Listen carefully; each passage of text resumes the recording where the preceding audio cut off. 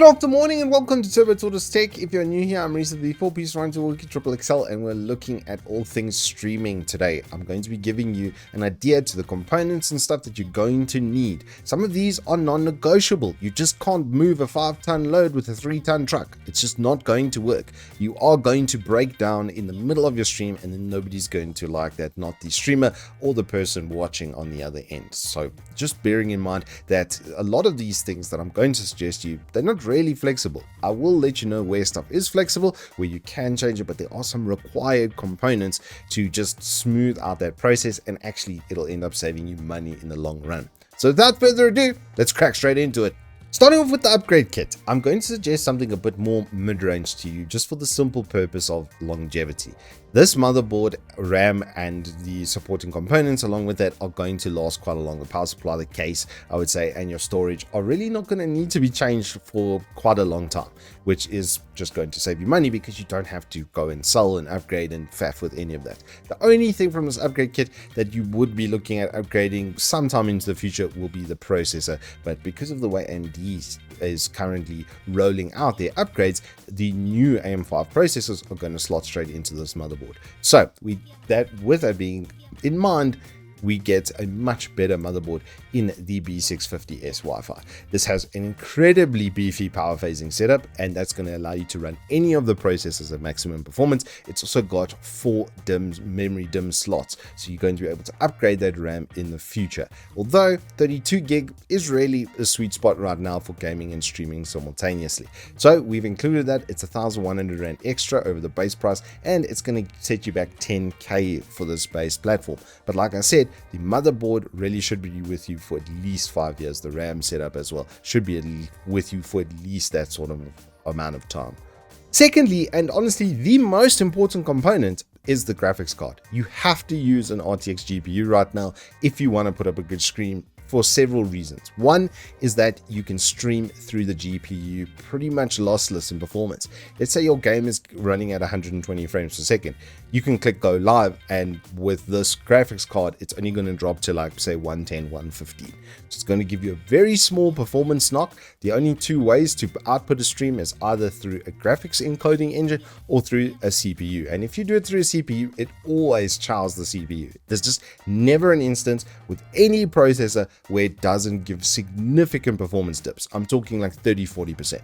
With the graphics card, it can do at about 5% performance loss. So that's going to be a lot more comfortable, and a 4060 is a very good level, honestly, especially for esports games, for your Fortnites, for your Counter-Strikes, for your Valorants, and for your League of Legends, Dota, etc. It's going to be absolutely perfect and give you really good in-game performance. Another added benefit of this is you get access to NVIDIA Broadcast, which is exactly what I'm using right now. It can not only clean up your microphone, but the green screen effect that I've got over here is completely driven by my GPU. I personally run an RTX 4070 right now. I had a 3070 Ti and a 2070 Super. And so I would generally suggest, if you want premium gaming performance, look at a 4070. The 4070 Super is out as well now, but you are going to have this as sort of a minimum for gaming and streaming.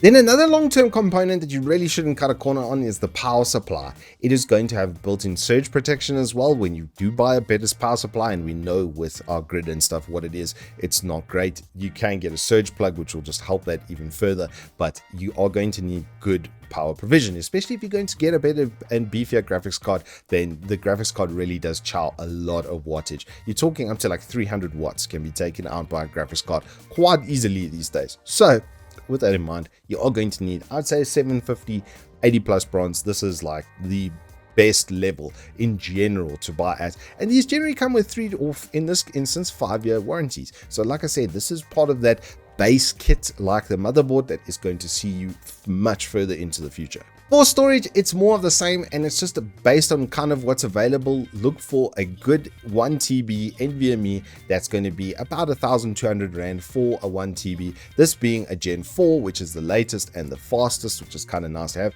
Gen 3s compared to this, it's going to be in general much of a muchness. As long as the brand is good and it's got a 5-year warranty, then it's going to see you to do exactly what you need it to do.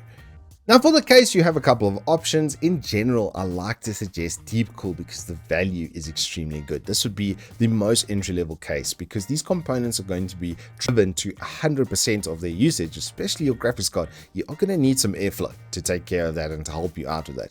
You can look at the CC560. There is also a really nicely priced fractal design too, and this has the most GPU clearance out of the three cases I'm going to suggest to you. It doesn't come with a back fan though, so you might want to look at getting a 3-fan pack just to outfit the rest of the machine and make sure you've got that airflow as well. But honestly, the ultimate choice over here is the CK560. This is the upgraded, slightly more premium version of Deepcool's lineup, and it's got a GPU sag bracket, so the graphics card, when it's installed, it's not going to sag and ultimately destroy itself over time if you do get something a bit beefier. But the main reason I suggest this is because it comes with these 3 fans up front and 1 extracting out the back, and that's going to give you in general enough airflow if you just buy the base case for it to get everything through. It's going to give you positive air pressure, so you've got more going in than out, which keeps dust out of all of the other holes and orifices that you would find around the case. So in general, this is going to be the best one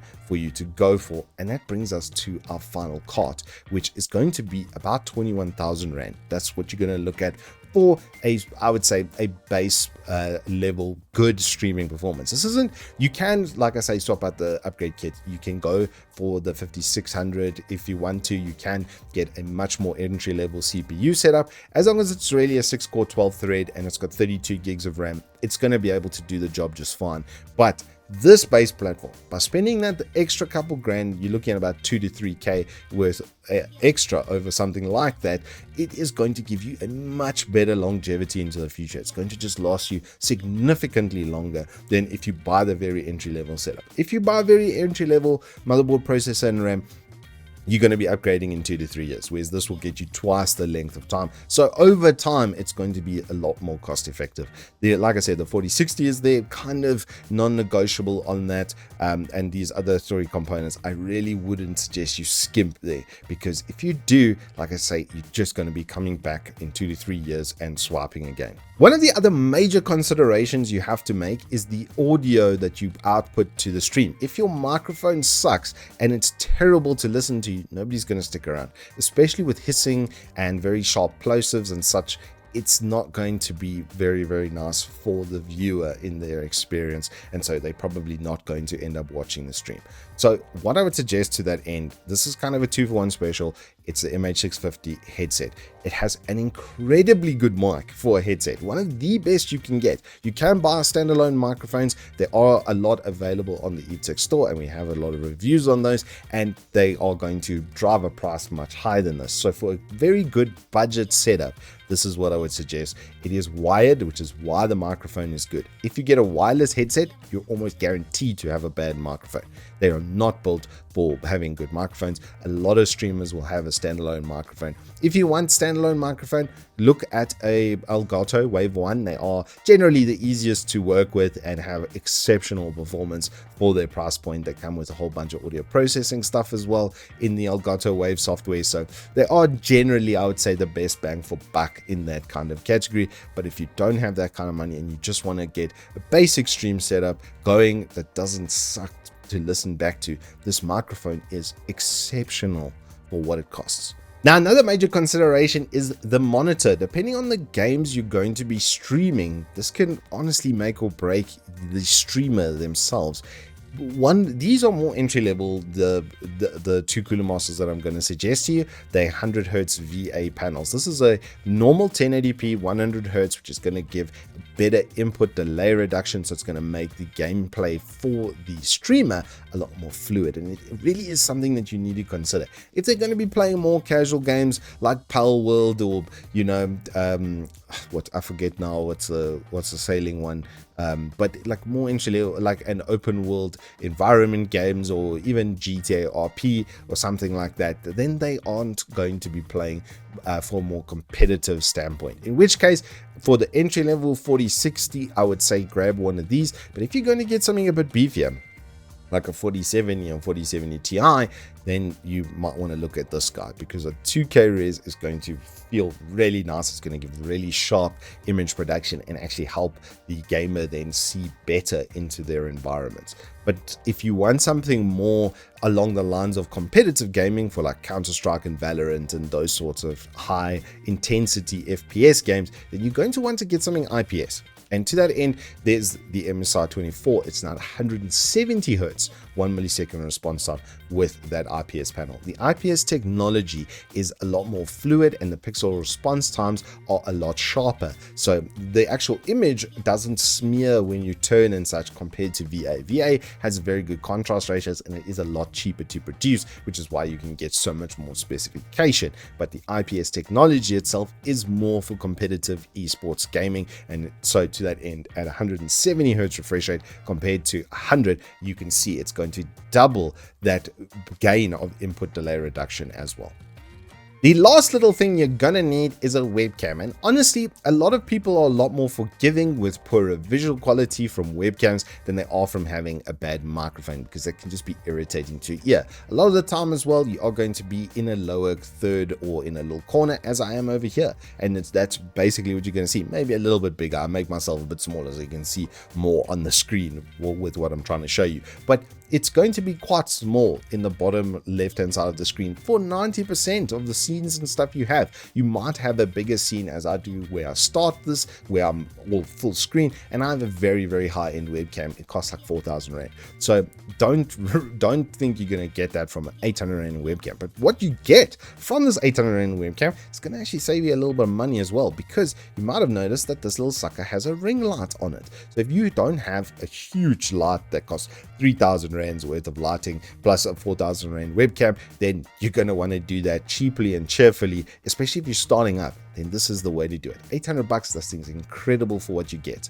However, if you want to go out and buy a ring light and you want something a bit more serious, look at the C920S.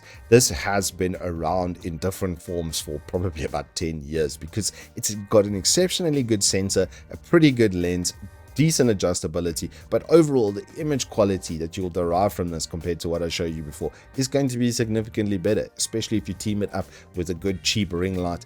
That's a really good way of putting that maybe behind the monitor, over the top like that, onto the streamer. So you get the same effect that I'm creating right now, except like I say, without thousands of Rands worth of webcam and lighting. You can get pretty close with something like this with, say, a 5-ish, 600 Rand-ish ring light. Plus this, it's going to give you a step up from what I showed you before, 110%. And that, my friends, is your buyer's guide for streaming, so that you know kind of what you're in for and what you can expect performance-wise. Like I say, that base platform of that AM5 is going to last you an incredibly long time because the 8000 series processors are already rolling out. I've got the 8000Gs in my hands as we speak. They've just been given them yesterday. And so they are really on the cusp. They're launching with the entry level stuff, and the 8000 series processors are already coming out, and they're all AM5 compatible. And that's really what AMD does, is they roll out 3 generations on the same socket. So you're buying into a much more long-term solution, and the 7600 is already very good. It's going to do an exceptional job at gaming and streaming simultaneously. You need that 32 gig of RAM because a lot of games these days use up to 10 gigs just by themselves. You need another 4 for Windows, and so you can't really stream in a gig, maybe 2 worth of RAM, because the stream itself needs to host a bunch of resources, and it can easily go north of 3-4 gigs. So you're already up to like 18 to 20 if you're running with me on the quick math. So you really need that base platform, but then you'll be able to play almost anything on a pretty decent level and stream simultaneously. The RTX GPU is just a non-negotiable right now. You have to have it. If you don't get that and you go for something AMD, their stuff is a lot less refined right now, and just kind of betting on in the future, then you'll be able to put out a decent stream. Right now, NVENC is just untouchable. Everybody's doing single PC streams with NVIDIA NVENC. Even dual PC, some people are outputting on the NVENC side because it's just that much more reliable performance-wise. So those are kind of your non-negotiables, and a lot of that base platform, your case, your power supply, your motherboard, your RAM, is going to be with you for 5 years plus if you look after it and maintain it well. And a lot of those components, like the RAM for instance, have lifetime warranties, so you don't really need to worry about them. Anywho, that is all I have for you on a streaming setup. I hope you have enjoyed this. If you have, please hit us up with a like and subscribe. If you have any other questions, let me know in the comments down below and I'll get to you probably within 24 hours. Until then, hope you guys stay safe, keep well, and I will see you on the flip side.